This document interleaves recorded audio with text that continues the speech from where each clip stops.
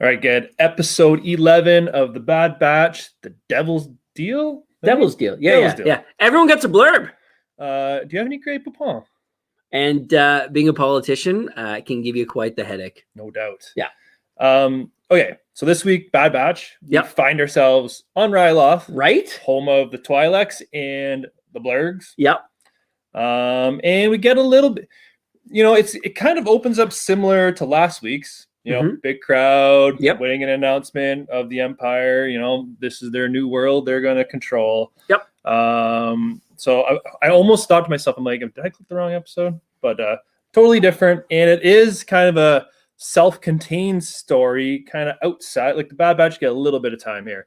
Mhm. This is really about, Crosshair is involved. He's part of the Imperial detachment there. It's kind of overseeing the transition, I guess, to the Empire, providing military control or support or defense, whatever it is.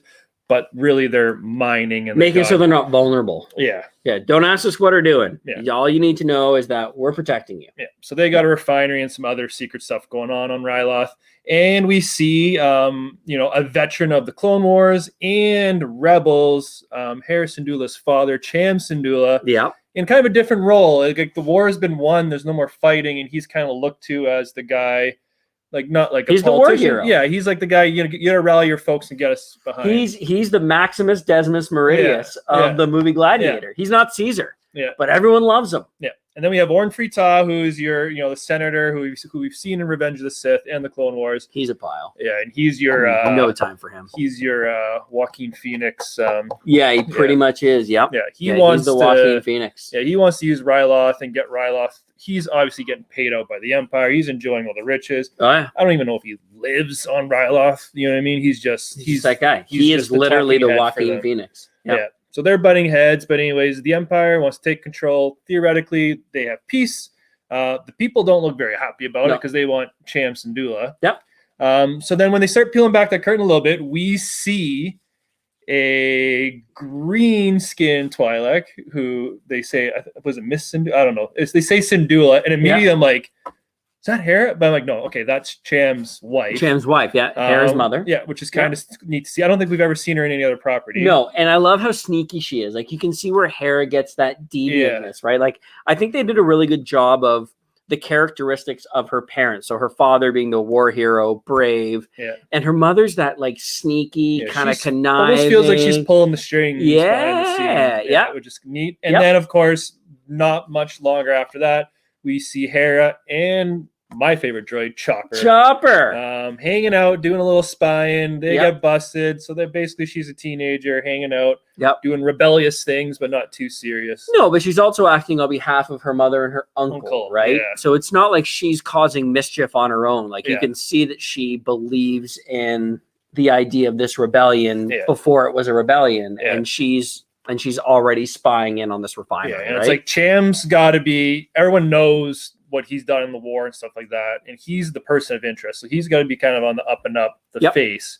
Whereas the family members are kind of doing the little bit of the dirty work behind, which is kind of neat to see. And then we get not really an action heavy episode, but a ton of, I thought, character development and like world building. So to see like Hera, she's like doing the whole waving her hand, like pretending she's flying. Talking about the feeling of it. And it's interesting because she obviously has been traveling. Yeah.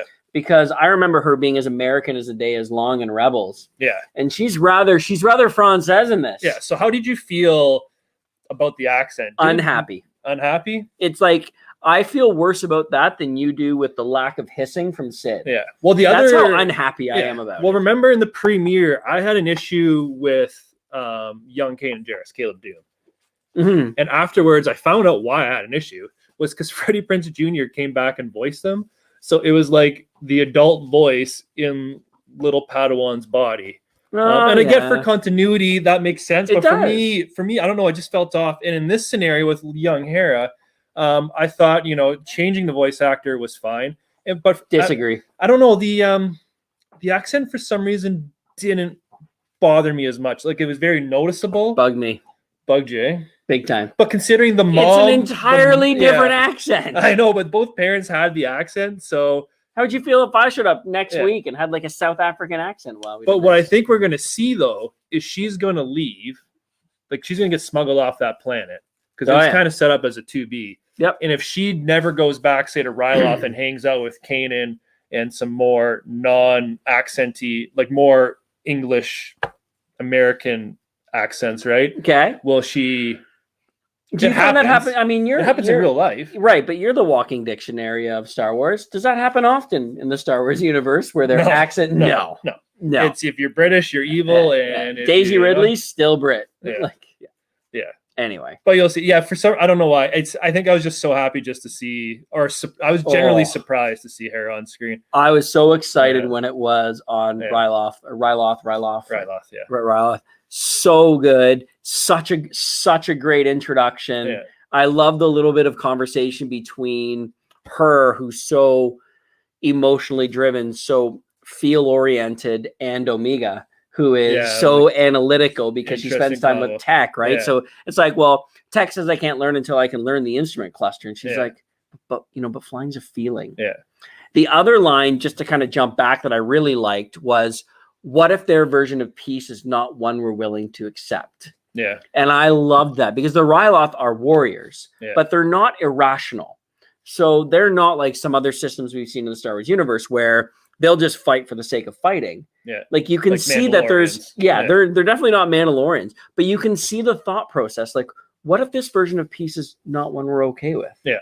Well, then we take it. Like, it's like the Galactic Republic won. Yeah. Now we're getting the Empire controlling us. And so, is this what we were fighting for? Yeah. Big fan of all the characters. I don't love the accents, but I mean, I can get over that. Yeah. And the other neat thing was, for me anyways, it was cool to see Hera in the Clone Wars Bad Batch animation style. Mm-hmm. Like I know she they almost look similar, but it's that different stylized to it looked cool and neat. Yep.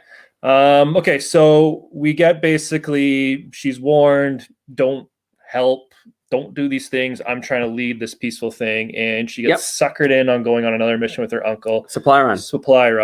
And Crosshair's all over it, tracks them, and they meet up with the Bad Batch on a moon. Yep. It's kind of a cool shot. Yeah, it was very cool. In the background. Yep. And they drop off weapons. So a couple tidbits here. Number one, what thing we were questioning is their debt was paid off to Sid. What happens next? Well, they're still working for Sid.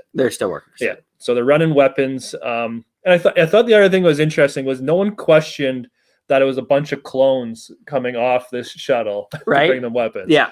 I thought that was kind of odd. Yeah, me too. Yeah. But to your point earlier, the Hera and Omega interaction was cool. And the one note was she was like, I need to watch you in case blah, blah. And like Hera's like, are you guys in trouble or something? Like, she's just so like naive, she's kind of naive, like, innocent, oh, something wrong. She's like, no, you're in trouble. Yeah. Like she's kind of, you can tell she's been sheltered, and things will probably obviously start happening where she's going to get really involved in war type, stuff going on. Yep. That's kind of about it. Obviously, there's that ending piece where is Tau dead?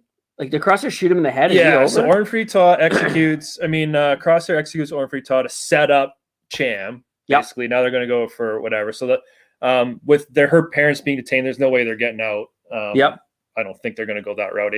Well, Cham obviously does in the future because he's running wild and Rebels fighting. Correct. But I think we're going to see Hera have to go on her path and leave and start becoming that person we see in Rebels. Yeah. The other interesting thing I thought was they introduced a new clone trooper, Hauser, who had the teal armor, the different haircut, and he seemed like different. Yeah, like mentally, he's not the whole. It didn't seem like he's the good soldiers follow orders type. No, he's got a couple of lines that like, but she's a child. Yeah. He seemed very like it's like, does he even have a chip? Like, what's going on with this guy? There's this naive part of me when he said that. I'm like, could we replace Crosshair with this guy with the faux hawk? I'd be into that. Yeah. And he's got a full face, so he's kind of one up on Crosshair at this point. Yeah. So he got exactly. He has his own name, stylized, all that stuff, unique armor. Like he was very much. He's an individual. Had his own identity and everything, and his personality reflects that too. So it'll be interesting if we see any more of him in the future. I really hope we do. Because he thinks he's kind of skirting that line of, could he not be on board with everything that's going on. Yep. And then just a couple Easter eggs, or not Easter eggs, or just a couple quick notes. I thought the ship that they were driving was kind of cool. It was like a kind of a mashup of like Slave One with like a mini UFO on top. You know what I'm talking about? By Slave One, you mean Boba Fett's ship? Oh yeah, Boba Fett's starship. Which, hold on. So before I'm sorry, I'm going to take us on a quick tangent. So apparently that's not the first time it happened. So General Grievous's ship was called Solus One. Yeah. And they changed that to Grievous's Battlestar or battleship. So they've like, I heard though, that was just the Lego though, that in other canons still going to be there. I heard that because there was the outrage originally, and then I think they kind of cooled on that. Yeah, I'm not sure though. It'll always be Slave One and Solus One. Always, yeah. That's right. Yeah. Sorry, I don't want to take us off track. It's just obviously that's been a hot topic. So anyone who sees this, I mean. And the only other thing I thought was I just read it and I just forgot. Oh yeah. So we see, obviously we saw, the big A6 juggernaut, which we saw in like Revenge of the Sith, and we've seen in a few different properties, but we get to see them inside in handcuffs and like little things, which is like right out of Rogue One. Yeah. For that Rogue One. Very much so. So I thought that was a cool little nod to that. Yeah, because that's literally the same transport, right? Yeah. But yeah, other than that, I think we're good. So you want to score this bad boy? I loved it. I'm going 7-8. 7-8. Like I'm hindering on that 8 because it wasn't fluff. It was an introduction to a character that you and I both love from a series we both love. Yeah. I love seeing the mom for the first time. I love seeing Cham. The uniqueness of that one stormtrooper. I mean, that's a 7-8 for me, and I'm tempted to give it the 8-0. See, so we have an interesting trend. You were higher than me the first half of the season. Now we flipped. Now I'm gonna be higher than you again. I'm actually gonna go 8-1. Yeah, I don't. Yeah. Again, not action or like heavy, like spectacle, but like I was really into the whole episode. Yeah, it was awesome. Start to finish. I was engaged, like loved it. Again, loved and it was a natural introduction of Hera. Yes. I feel like it wasn't forced. It fit the scene, having Chopper in there is great because we know that Chopper was always Hera's droid. Yeah, my 7-8, like I said, I hesitated even just to go right to that 8 because it's been my favorite for a while. Yeah. Like of the last few episodes, like you said, less action heavy, but so much awesome story, such a great intro. Loved it. Yeah, I think it's setting up some more action down the road. So and it's now where's it gonna go? We got all these open kind of maybe plot threads. Yep. We don't know, we only have a few episodes left, which direction we're heading. So definitely interesting. Okay, so I think that will do it for us. Until next week. Yeah, let us know in the comments what you guys thought of the episode, and we'll see you next Friday. Peace.